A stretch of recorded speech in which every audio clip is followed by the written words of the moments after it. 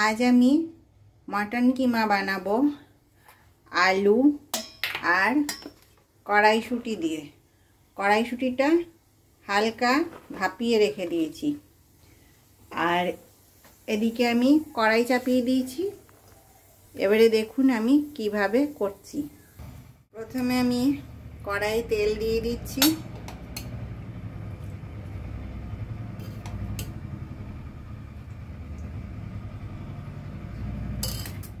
আমি এখন আলুটা ভেজে নেব। আলুটা ভাজা হয়ে গেছে, তুলে নেব। পেঁয়াজটা দিয়ে দেব। তেজপাতা কেটে দেব আমি।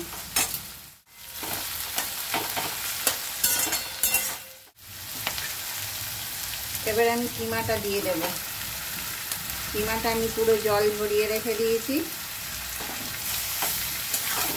আমি কটা মেটেও নিয়েছি, মেটেটা আমি এখন দেব না।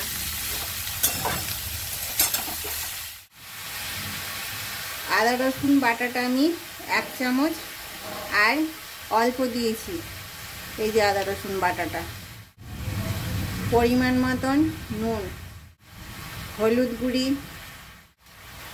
কাঁচা লঙ্কা বাটা, অল্প রেড চিলি পাউডার। এবার একবার সব নেড়ে নেব। অল্প ধনে গুঁড়ো, আমরা এর মধ্যে জিরে দিই না। সব কিছু দিয়ে দিয়েছি। এবারে ভালো করে কষতে থাকতে হবে। এটা এখন অনেকক্ষণই আমাকে কষতে হবে। আমি অত দেখাচ্ছি না, আমি এখন কষেই চলবো। এবারে আমি মেটেটা দিয়ে দেব।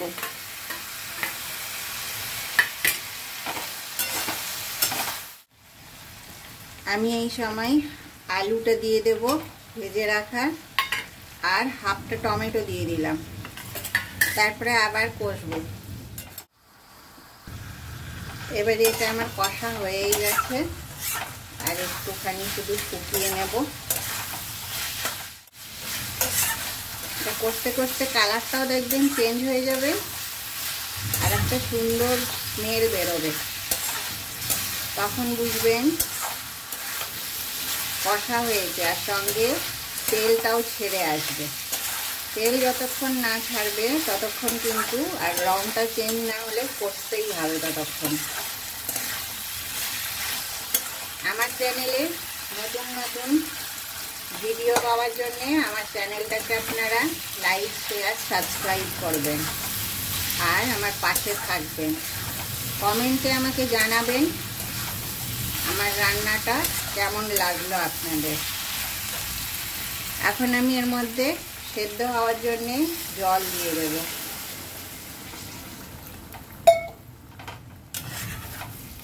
আমি তাও এটা কষেছি মোটামুটি আধা ঘন্টা মতন কষেছি।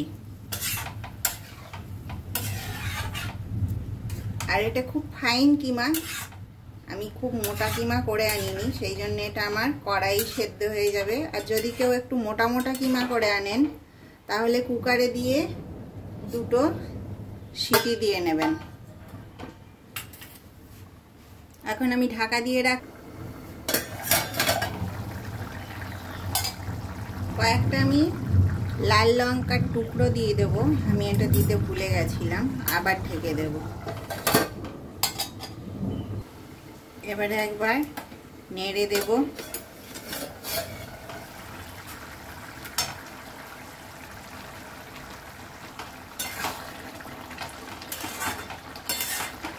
এবারে ঢাকাটা খুলে দেখি।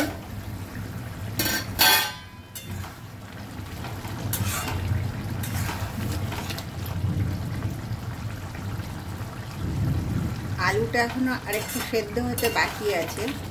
এই রকম অবস্থায় আমি মটরশুঁটিটা এবারে দিয়ে দেব। নেড়ে চেড়ে নিয়ে আমি আবার ঢাকা দিয়ে দেব।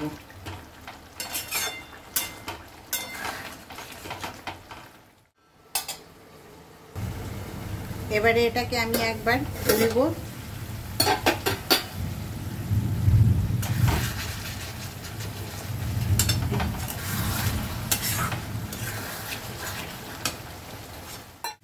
এবারে আমার রান্নাটা হয়ে গেছে, সব কিছু সুসিদ্ধ হয়ে গেছে আর একটা ঠিক হয়ে গেছে, এরকম শুকনো শুকনো মতন হবে। এটা রুটি, লুচি, পরোটা, ভাত, ফ্রাইড রাইস সবের সঙ্গেই খেতে খুব ভালো লাগে।